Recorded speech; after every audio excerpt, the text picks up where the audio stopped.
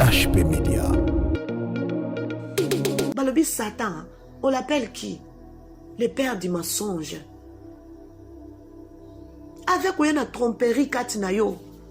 Makamnyo sa bande ko biso za ki lokuta. O sala kanyo zo mona onde teza solo. Na 23 babika à être renouvelé dans l'esprit de votre intelligence.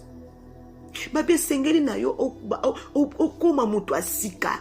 O bongo la bomo ina yo renouvelé dans l'esprit de votre intelligence. Et te makanis na yo e bongo na makanis na yo molimo na yo échanger intelligence na yo boyebi na yo bon e bongo na koma eloko asika. Bien-aimé katina Yesu. Et a revêtu l'homme nouveau. Et c'est un lati samana mutu asika bien-aimé. Kotika biloko nyonso ya kala wana. Soki vraiment yo yekola kikati na Yesu tangu yo ndimeli Yesu bien-aimé. Okomona molimo ekoti kati na yo za molimo a vérité. Molimo wana esali yo ke obimisa biloko nyonso ya mike ozalaki nango ya mabe ozalaki ya mokilo batangi pour soki ozala nango eza lokola païen. Biloko wana bazobenga bana nzambo baza kati na Yesu me baza na kati ya biloko seke baza na bapaïen. Mais yo oyo ndimeli Yesu esengeli na yo tozala lokola bapaïen. Esengeli na yo okotisa mutu asika bota makati na yo na makanisi ya sika. Kulata mutu asika. Créer selon Dieu dans une justice. Balobi crayon donc ezali kosalisama na nkolo na biso. La chaîne qui vous édifie.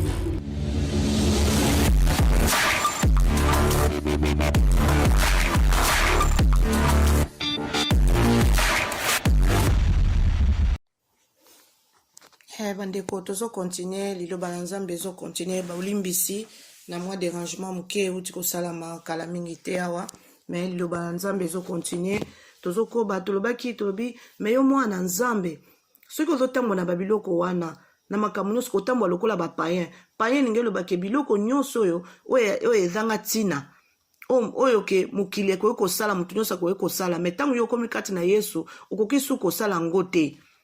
Parce que mutu suka komi kati na Yesu seka komi na ngambu mususu.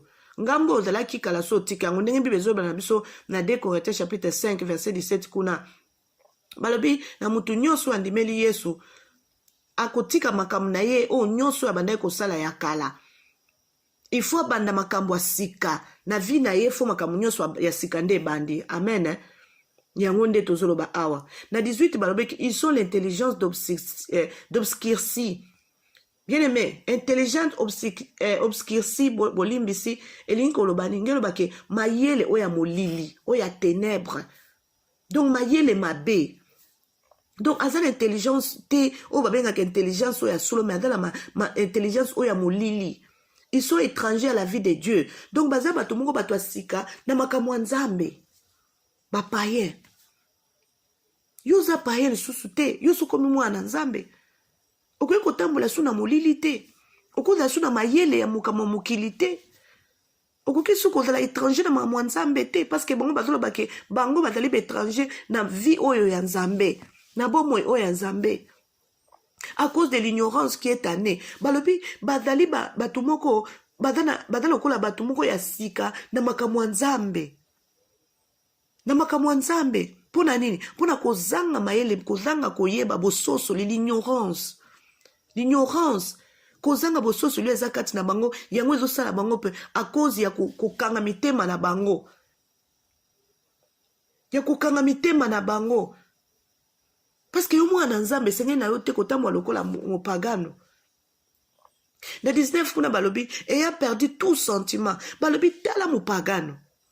Babungisi ba sentiment to abungisi lolenge. Ils se sont livrés à la dissolution pour commettre toute espèce d'impureté jointe à la cupidité. Alléluia. Balobi batu oyo mupagano, o bazolo bapona bapagano. Bango bazali lokola bato babungisi makanisi na bango et puis bakulu baza bato mo ba mipesi ba se donner ko faire n'importe quoi. Ko sala biloko moko ya busoto. O nyonso ezali na posa ya ba misolo. Alinga zwa kaka. Posa ya mbongo elekie. Akoye kosala n'importe quoi. Akoye kosala kindumba po azwa mbongo. Akoye kokota bonganga kuna abo makande ko na ye po ba pesa ye misolo po gagner vie na ye. Wele za po na bapagano. Mais biloko wana bazokuta ngo na kati ya bana nzambe. Ah, Paul azoloba. Pona nini biloko wana eza kati na bana nzambe? Esengeli te biloko wana emona na kati na bomoi na yo ndeko molingami. Tala bomoi na yo malamu ozotambusa ngo ndenge nini? Eske yo makambo oyo otika na mokili kati na Yesu ozosambela, eske ozosala ngo kaka to otiki yango? Koyiba oyo bandai koyiba na mokili, eske otiki yango? Kotonga oyo bandai kotonga, rankine ozalaki nango, me kati na Yesu oza pe nango kaka. Balobi bato bazala kwa bapagano. Yo mwana nzambe, tango ozosala makambo boye, seko komi na mwana nzambe te, seko oza mupagano, oza païen. Mais dans 20 kuna babi, mais vous, ce n'est pas ainsi que vous avez appris Christ. Balobi kati na me ezali boete epai na bino bato bondimeli Yesu. Biloko balobaki wana kuna ezalaki mpona bapayen bazali kopesa kategori makambo ndenge ni bapayen basalaka. Mais bazoloba biso en fait babi que mais vous ce n'est pas ainsi que vous avez appris Christ.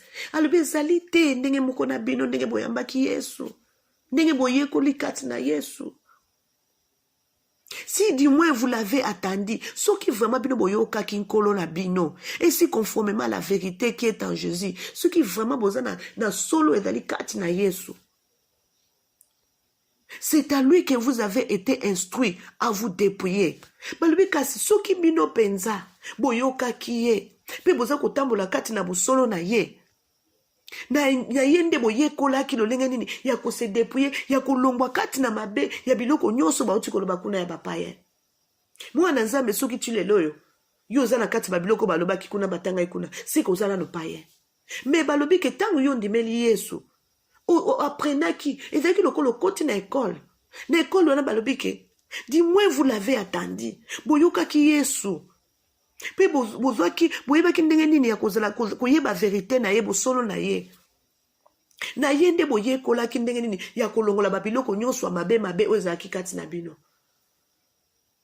Bien aimé, tango yo ndimeli Yesu muto koyebisa yo te Molimo Santo kaka eza kati na yo ebandi koyebisa yo babiloko oyo bandai kosala kala ebandi kolongwa kati na yo muke yo moko comprendre ko tout pona nini parce que on apprendre ondimeli Yesu e Molimo Santo ya fondi akoti kati na yo abandi kolongola abandi kolakisa yo tala oyo eza mabe tala oyo eza malamu tala oyo eza boy ale abandi kolongola ngo kati na yo yi ega votre vie passée. Alors bien senga na bino ko bolongola makambo na bino ya kala bomoi na bino ya kala. Des vieils hommes qui se corrompent par les convoitises trompeuses. Bolongola bomoi na bino ya kala oya moto ya kala. Oya fana ki katsa bino manai kokosa bino na makambo nyonso mabe. Bien aimé, balobi Satan, on l'appelle qui? Le père du mensonge. Avec oya na tromperie kati na yo. Makambo nyonso manai ko biso za ki lokuta. O sala kango nyonso mona onde teza solo. Na 23 babi que à être renouvelé dans l'esprit de votre intelligence. Babi sengeli na yo okoma mutu asika obongola bomoi na yo renouvelé dans l'esprit de votre intelligence ete makanisi na yo ebongwa na makanisi na yo molimo na yo échanger intelligence na yo boyebi na yo bon ebongwa ne koma eloko asika bien aimé kati na Yesu. Et a revêtu l'homme nouveau et sengo latisa mana mutu asika bien aimé. Kotika biloko nyonso ya kala wana. Soki vraiment yo yekola kikati na Yesu tangu yo ndimeli Yesu bien aimé. Okomona molimo ekoti kati na yo za molimo a vérité. Molimo wana esali yo ke obimisa biloko nyonso ya mike ozalaki nango ya mabe ozalaki ya mokilo batangi pour soki ozala nango eza lokola païen. Biloko wana bazobenga bana nzambo baza kati na Yesu me baza na kati ya biloko seke baza na bapaïen. Mais yo oyo ndimeli Yesu esenge na yo tozala lokola bapaïen. Esengeni na yo okotisa mutu asika bota makati na yo na makanisi ya sika. Kulata mutu asika. Créer selon Dieu dans une justice. Balobi crayon donc ezali kosalisa na nkolo na biso na bosembo nyonso pe na bopeto nyonso kati na solo. Bien aimé. Est-ce que bana na nzambe lelo tozota na kati ya mangomba? Est-ce que bana na nzambe bazali susu? Vi na bango eza vi kaka nouvelle. To vi na bango komi susu vi ya kala. Bazongi si vi na bango ya kala wana. kotala ba comportement biloko nyonso ezosalama na bomo ya mwana nzambe na mwa ya lelo oke kote ba pasteur ndenge moko oke kote bandimi ndenge moko oke kote ba prophète ndenge moko oke kote ba évangéliste ndenge moko bien aimé mwana nzambe balobi sengelo loatisama moto asika. C'est pourquoi renoncer au mensonge balobi sengi yango wana bobima kati na lokuta botika lokuta et que chacun de vous parle selon la vérité à son prochain. Balobi te moko na bino ayeba koloba na moninga na ye solo lokuta ezala kati na bino te. Est-ce que lelo eba na nzambe bolobanaka solo tozoloba na solo oke kotonga ndeko na yo kuna oye koyebisa eke nga nalingaka yo mingi nasalaka yo est-ce que tosalaka ngo ou bien lelo ekomi ke lelo naza na yo bien nazosola na yo ndeko wana azosola na ye me ntango okende kuna ake koboma ye kuna ake kosala ye kuna boye balobi bongo te balobi kati na yesu babi esenge na yo korenoncer au mensonge kotika lokuta et que chacun de vous parle selon la vérité à son prochain. Et que kati na bino moko na bino aloba solo kati na moninga na ye soki likambo ezali bien aimé benga ndeko na yo solo la na ye bokosa na lisusu te lokuta ezala te kati na bino. Car nous sommes membres les uns les autres babi parce que toza bato moko tokomi nzete moko tokomi eloko moko kati na yesu bien aimé. Tokomi bomoko tokomi biso nyonso kati na yesu toza moko bana ya papa moko eloko ezokabola biso. Si vous vous mettez en colère ne péchez point. Balobi soko za na kanda soko za na kanda na yoko sala lisumu te que le soleil ne se couche pas sur votre colère. Alléluia. Balobi soko za na kanda ko sala lisumu te que moyo silela yo lala pe pongi ndengo na bien aimé soko za na problème kende ko luka ndeko na yo soko za na kanda problème ezotungisa yo bien aimé to lala ndengo na te. Combien de fois olala ka ndengo na kanda na yo boswana kina ndeko na yo bana moy obinga penza nga na ye penza esili nga penda na ye penda vraiment lokola puku na nyao olali na ope pongi avant que nolala pe bondeli penzambe bien aimé yo kanti ba bondeli obondela kenzamba yo kakio. La Bible dit on ne se manque pas de Dieu. C'est que l'homme aura semé et le moissonnera. Bible est un homme de Zoloba. C'est la parole de Dieu. La Bible dit que Dieu est toujours derrière sa parole pour l'accomplir. Hein? Est-ce que yo sala kango? Tango za kana kanda na yo wana. Est-ce que lukaka ndeko na yo? Olala kanango te? Babi, et ne donnez pas accès au diable. Babi, topé sa nzela na satana te. Nandoki ba satana te. Topé sa nzela te, bien aimé. Si ko soko lali na kanda ndeko na yo, oza na problème olali na ndengwana. Liwe ko na butu, aucune affaire. Aucun lieu de tourment. Bible c'est surtout ça la keba. To pe sanzela na satana te. Si tu as un problème to lukane na ko résoudre ngo. Oza na problème luka ko fenge pa na nzambe ko le pa na nzambe. Nzamba limbisa yo. Que celui qui dérobait ne dérobe plus. Mais plutôt qui travaille. Dérober, bato bazo boma, boma li susute. Bo yiba pe li susute. Kasi bo luka musala. En faisant de ses mains ce qui est bien. Ce qui est bien. Pour avoir de quoi donner à celui qui est dans les besoins. Alléluia. Bandeko, tout ça na mabete. Et c'est na yo travailler au luka musala. Biloko mingi to sala pe bandeko mingi ya bato ebele ba fandi na bandako. Alinko luka musala te. Ya fandi kaka zo zela kaka ke nzamba lobaki na nzamba ko sala nzamba lobaki na ngaboy. Nzamba saka na bagoego ite. Dieu n'aime pas les fainéants. Tu dois chercher le travail. Paul aussi avait travaillé. Et toi aussi tu dois travailler, mon bien-aimé, ma sœur. Tokeba. Tant yo linko travailler te, ya mone zo pesa motema mabe zo kota pe kati na yo. Okomona muninga zo eloko asala ka kenda kana fin du mois ba futiye pa na yo comme le problème. Parce que yo fanda ka na ndako. Et jalousie koti kati na yo. Balobi qui ne sorte de votre bouche aucune parole mauvaise. Balobi na munoko na bino. Maloba moko ya mabe bimate kati na munoko na yo. Yo maloba nini ebimaka na munoko na yo? Tango yo solaka na bandeko na yo. Maloba nini ebimaka na munoko na yo? Ezalaka ya bénédiction, to ezalaka ya malédiction. Yo mwana na nzambe oza na molimo na nzambe kati na yo. Maloba mabe jamais koko bima na su na munoko na yo. C'est ça la Bible. La Bible, c'est la Bible qui dit, ce n'est pas moi. Qu'il ne sorte de votre bouche aucune parole mauvaise. Mais il y a lieu quelques bonnes paroles qui servent à l'édification. Maloba ezali na maloba oyo maloba moko ya malamu pe ezali ba maloba oyo ya malamu ezo sala vraiment ke eba kokolisa mutu na nzela ya kosolola. Une grâce à ceux qui l'attendent. Tango bato bazo yoka ngo, bato bazo zwa ngolu et puis bazo bikisama. Tango bazo yoka maloba malamu wana ezo sala malamu. Mwana nzambe fu maloba malamu ebimaka kati na yo epambola bana nzambe esunga bana nzambe bao bazo yoka yo. Est-ce que nyoso ebimaka kati na yo? Est-ce que epambolaka? To epambolaka te. N'attristez pas le Saint-Esprit de Dieu. La Bible dit, balobi ke to pesa molimo na nzambe mawa te. À chaque fois ndeko zo commettre mabe wana lisumu zo commettre ngo. Mabe ozo salaka, ya kotonga, ya koyina, ya koboma. Nyoso ezali ba sorti nyoso ya mabe oto yebi. Ozo ko attriste molimo nzambe, ozo pesa molimo na nzambe eza kati na yo, ekoka kofanda kati ya mabe te, elinga kofanda pasi mabe za te. Mais yo tango na tango ozo pesa molimo na nzambe mawa. Yo kati molimo na nzambe kofanda kati na yo.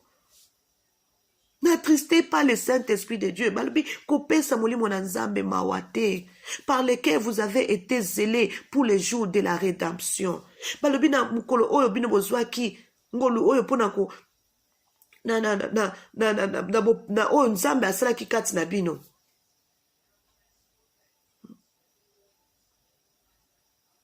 Bozwaki ngolu ya kozwa molimo santo oyo ezalaki kati na bino. Yo zwaki ngolu wana kolinga kokomisa molimo na nzambe azwa mawa te kati na yo ndeko molingami. Que toute amertume, toute animosité, toute colère, toute clameur, toute calomnie et toute espèce de méchanceté disparaissent du milieu de vous. Alléluia. Vraiment, balobi na biso ke biloko nyonso ya mabe mabe wana kanda kati na bino. Koyina kati na bino, kotonga kati na bino. Bakanda excuse ndeko bolimbisi. Nyonso na babi e disparaître kati na bino. Ezala te yo mwana na nzambe. Ebima elongwe fanda su kati na yo te. Tango mabe zo fanda kati na bomoi na yo, kotonga koyina, rancune, lokuta ezo pesa molimo na nzambe mawa. Bible lobi na biso babi ke na 31 na babi ke balobi toute colère, toute colère, toute clameur, toute calomnie et toute espèce de méchanceté disparaissent du milieu de vous. Elongwa kati na yo, elongwa kati na bino bien-aimé. Pwete molimo na nzamba dans le sengo. Bien-aimé na babilo kaboye ndezo zangisa batu na lola. Ezana kati ya mangomba ebele bana nzambe na tango na lelo. Tango actuel bana nzambe mingi bada suna pe na nzambe te. Molimo na nzamba sa bimi kati na bomo ya bana nzambe ebele. Pona nini? Parce que mabe tellement que umele fandi kati na bomo molimo na nzambe a komi triste, a komi na mawa, a komi ko fanda te. Balobi to longola biloko nyonso wane longwa kati na yo bien-aimé. Yozo ke no sambela oyemba koteya ka oprofetiza ko sala makambo ebele, mais tala makambo efandi kati na bomo na yo bien-aimé. Ozo zela pa lèvement ya. Ozo zela pa retour à l'éternel. Ya nani? Est-ce que bi ke liwa pezali? Suri lilo ezuyo. Bien-aimé na makambo aboy. Ato yemba ka mungonga ngweza ka kitoko ndenge nini? Ato prophétisaka. Ato yozo prophète ngwa ndenge nini? Ato yo pasteur ngo teya ka ndenge ni ba français suri ndenge nini? Bien-aimé okota te. Balobe senge na yo ko disparaître. To disparaître. Mwana nzambe nyonso bo bimisa. Biloko nyonso efanda ki kati na bomo na yo. Yo yebi biloko efandi kati na yo. Ba pensée ya mabe, ba pensée ya mabe. Pourquoi ezoko fanda tout le temps kati na bomo na yo? Koyeba ko bimisango. Na trande kuna poto se babi, soyez bons les uns envers les autres. Balobi bozala bien kati na bino. Bozala malamu boyoka na kati na bino bana nzambe. Compatissant. Vous pardonnez réciproquement.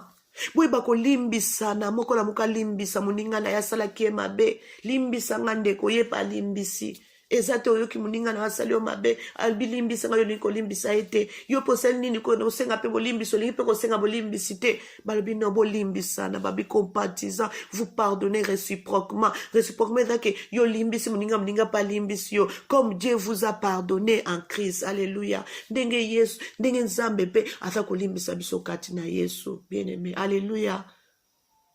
Nzambe alingi ete olimbisa ndeko na yo ye mpe ndeko na yo alimbisa yo boyokana kati na Yesu bana Nzambe boza na bolingo bomoko ezala kati na Yesu makambo nyonso ya mabe ezolakisa ke lokola bapayen yo oza lisusu payen te koki kosala so makambo te bien aimé esengeli vie na yo ezala renouvelé par le Saint-Esprit. Tika molimo na Nzambe etambwisa bomoi na yo bien aimé tokomi na ntango moko mabe.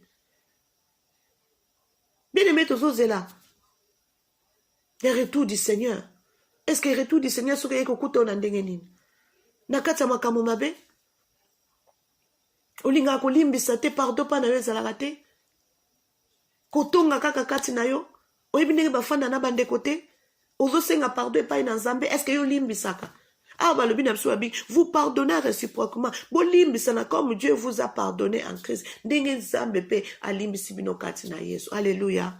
Yango nde ezalaki parole Nzambe abongisaki mpo na ntina ndeko moko na moko bien aimé Bible ezoyebisa biso toyeba koluka vie ya repentance bien aimé soki biloko efandi kati na yo okota lola te esengeli biloko oyo ya mabe elongwa kati na bomoi na yo oluka vie ya repentance oyeba korenouveler vie na yo ezala vie ya sika lokola mwana Nzambe oreflecte image ya Nzambe Yesu afanda kati na yo babi tozala baimitateur ya Yesu Christ yo oza imitateur aki ozokoimite nani ozoimite prophète ozoimite pasteur na yo to évangéliste to papa na yo to nani babi to imite Yesu kati na Yesu mabe ezalaki te malamu nde ezalaki pardon ezalaki komikitisa bolingo ezalaki eske kati na yo biloko nyonso wana eza bien aimé soki biloko wana eza kati na yo to okomona Yesu te atokendaka église chaque jour atopesaka badimi na yo chaque mois atoyedaka baorphelin atosalaka nyonso ya malamu wana me ntango mabe eza kati na yo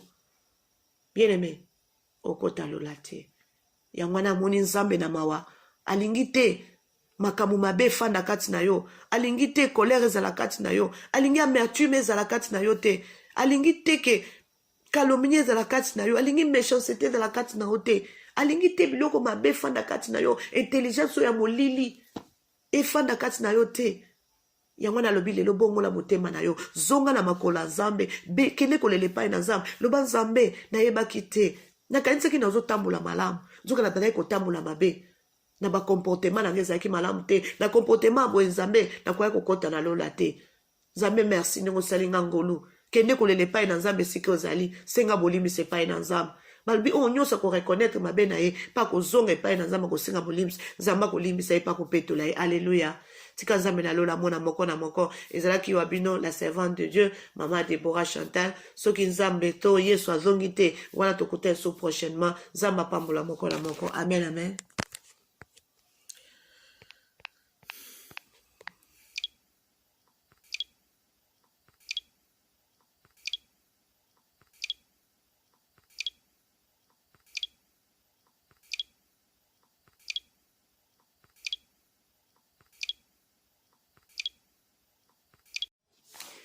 Shalom, shalom, peuple de Dieu. Ezanga Rabino, la servante de Dieu, Maman Deborah Chantal. Naeli susu liboso na bino kopesa message oyo Nzambe apesi biso esengeli na biso topartage yango parce que tango ekomi tango moko mabe oyo bana na Nzambe bazali lisusu kosala teke kosala oyo ezali volonté Nzambe kasi bazali kosala oyo eza baposa na bango yango Nzambe aza kosola na biso aza kolakisa biso lolenge nini tokoki kosala de façon ke bana na Nzambe bayeba kozonga na makolo ya Nzambe e kolanda na message oyo Nzambe azopesa biso esengeli na biso koyoka oyo nini Nzambe azosenga na biso bana na ye lolenge nini tokoki kozala na tokoki kozala liboso ya mokili parce que Bible ezoyebisa biso toza lumière ya mokili mais oyo nyonso andimeli Yesu aza lumière ya mokili esengeli a reflecter image ya Nzambe ya Yesu Kristo. Est-ce que biso tozo ko reflecter image ya Yesu tote yango yambola biso to banda to kota na kati ya makomi na biso to na message oyo Nzambe apesi na tongo alelo tozokende kobondela kotika nyonso na se ya maboko ya nzambe ete oyo nyonso akoyoka liloba ya nzambe oyo message oyo azala vraiment beni pe molimo na nzambe esimba ye ete ayeba kotia message oyo na misala pe ayeba na kopambola makati nango amen wana toke kobondela alleluya. Seigneur de gloire, papa, to pesi merci, to komisi munena yozo ake moza lokumu, oze longa ya bomo na biso papa, ya oyo tikaka biso te nzambe. Tangu na tangu nzambe ozali kofungola biso kotalisa biso lolenge nini tokoye kotambola lolenge nini tokozala na présence na yo mokonzi. Yango za kopesa biso ba message ya mokolo na mokolo oyo ete molimo na biso eba kokola pe ba koliesama etondisama na oyo bongisi pona tia na biso parce que biti na biso nzambe to oyo lingi biso to zala olingi ete toza na vie ya repentance pe to bongisa bomo na biso po ete tokota na lola nzambe yango nde ezalaki po ete Yesu ayaki kokufa po ete biso tokota na lola papa totiki message yo na moma oyo na se na loboko no nzambe tika ete oyo nyonso akoyoka yango nzambe atia yango na misala mokonzi molimo santo no nzambe azwa kontrola bomo ya moko na moko na pambolo na komisio nzambe nga naza na nga instrument pamba kolo nayebi te koloba kasi yo loba kati na nga nzambe naza na nga kaka humble servante na yo mokonzi papa tika ete liloba oyo ezwa esika kati ya bomo ya moko na moko na kombo na Yesu amen amen amen. Wana tozokota na kasi ya makomi na biso bolimbisi bandeko tozwa mikanda na biso tozwi Bible na mukanda ya Ephésiens chapitre 4 verset 17 à 32 wana natangi. Voici donc ce que je dis et ce que je déclare dans le Seigneur, c'est que vous ne devez plus marcher comme les païens qui marchent selon la vanité de leurs pensées. Alléluia. Wana Paul azoloba etalobi botala o eloko naza koloba kati na nkolo ngai Paul nazoba kati na nkolo ete bokoki lisusu te kotambola lokola bapagano bao bazotambola kolanda na baposa ya makanisi na bango baposa oyo eza baza kotambola kolanda na posa oyo ya mabe oyo ezali ya pamba ya makanisi na bango yo mwana nzambe koki kotambola lisusu bongo te.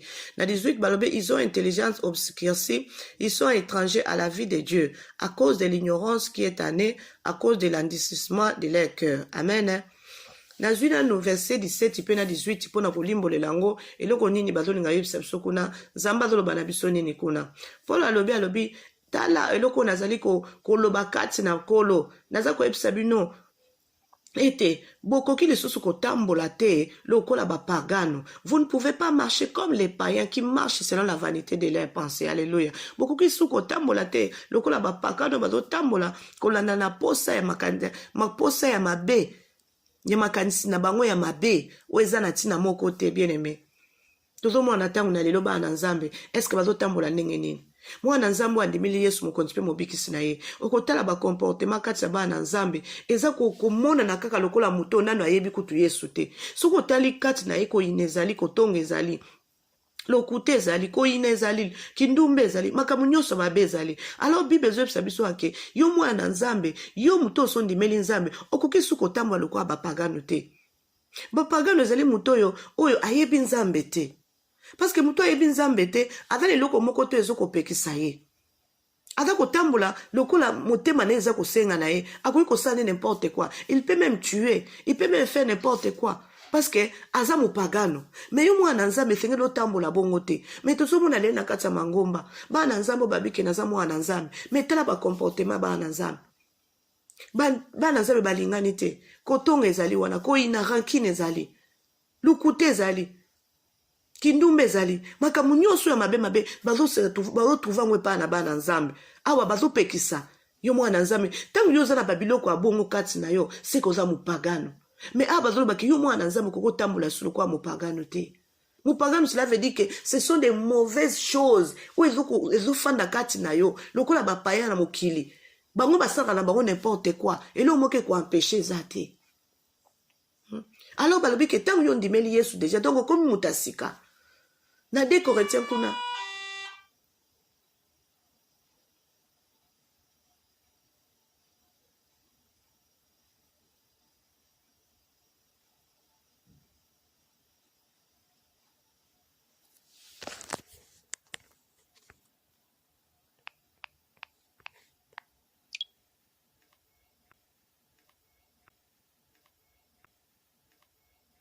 La chaîne qui vous édifie.